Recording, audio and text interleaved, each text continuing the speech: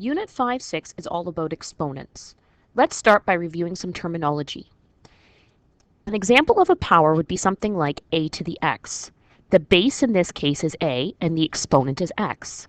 X is the number of times that a will be multiplied together.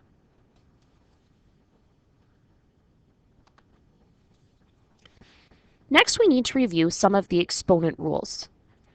If we are multiplying two powers with the same base, the rule tells us that we have to keep the same base but add the exponents together. An example would be 2 to the 3 times 2 to the 5. The rule tells us to add these exponents together, so the base would be 2 and the exponent would be 3 plus 5 or 8. The rule for dividing two powers with the same base tells us that we need to subtract the exponents. If I have an example like 2 to the 5 divided by 2 to the 3, I would have to subtract the exponents. So this would give me 2 to the 5 minus 3, or 2 squared.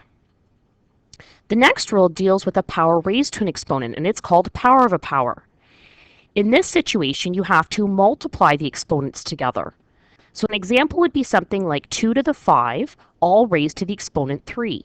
In this case, we have to multiply 5 times 3 to get 15 for the exponent. So this simplifies to 2 to the 15. The next rule deals with a zero exponent. Anything raised to the exponent 0 equals 1. The last key rule that we have to review is negative exponents.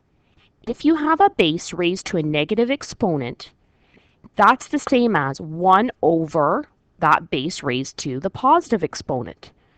So an example would be 2 to the negative 2 equals 1 over 2 to the positive 2, or 1 over 4.